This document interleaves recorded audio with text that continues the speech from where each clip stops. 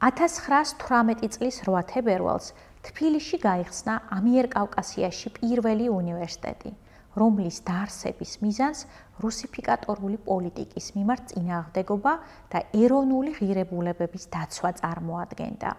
რუსეთის მხრიდან მუდმივი დაბრკოლების მიუხედავად, უნივერსიტეტმა, როგორც საქართველოში ევროპული ტიპის უმაღლესმა სკოლამ, საფუძველი მოუმზადა საქართველოს დამოუკიდებლობის გამოცხადებას 1918 წლის 26 მაისს. პირველი ქართული უმაღლესი სასწავლებლის, ამჟამად ივანე ჯავახიშვილის სახელობის თბილისის სახელმწიფო უნივერსიტეტის გახსნა ქართველი საზოგადოებისათვის სახალხო დღესასწაულად გადაიქცა, რადგან მას რიგით სასწავლო დაწესებულებაზე ბევრად მეტი მნიშვნელობა ჰქონდა.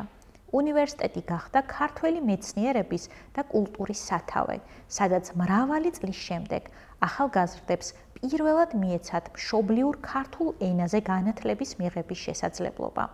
დავით აღმაშენებლის ხსენების დღეს სასწავლებლის გახსნა არ იყო შემთხვევითი აქტი. მას სიმბოლური დატვირთვაც ჰქონდა. უნივერსიტეტს უნდა გაეგრძელებინა საქართველოში საუკუნეების მანძილზე არსებული საგანმანათლებლო ტრადიციები.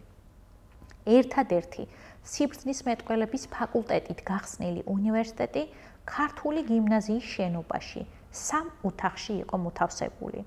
პირველ სემესტრში 369 სტუდენტი და 89 თავისუფალი მსმენელი იყო ჩაწერილი. ლექციები ტარდებოდა საღამოს 17 საათიდან 21 საათამდე. შესვენება 10 წუთით განისაზღვრა. იკითხებოდა 40 წუთიანი ლექციები. უნივერსიტეტის სტუდენტად გახდომა ორივე სქესის მოქალაქეს, ყველა ეროვნებისა და სარწმუნოების პირ შეეძლო, რომელსაც საშუალო სკოლა ჰქონდა დამთავრებული. უნივერსიტეტის მმართველობა ავტონომიური პრინციპით იყო აგებული. საუნივერსიტეტო წესდების მიხედვით სახელმწიფოს უნივერსიტეტის მართვაში ჩარევის უფლება არ ჰქონდა. ავტონომიურობას მკაცრად იცავდა პროფესორთა საბჭო.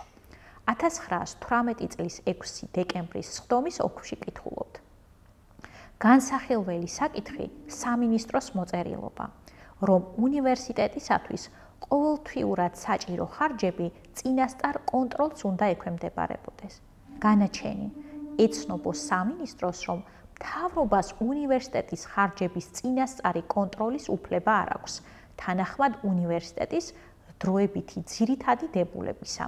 სხდომას ესწრებოდნენ მელიქიშვილი, მოსეშვილი, კეკელიძე, ახვლედიანი, ბენაშვილი, თაყაიშვილი, ხარაძე, შანიძე. თუ გინდა გაიგო მეტი ამბავი საქართველოს შესახებ, შემოურეთდი ჩემს კურსს ყველაფერი საქართველოს შესახებ. გელოდები ფასკუნჯში, გურამ მეგრელიშვილის წერის საავტორო სკოლაში.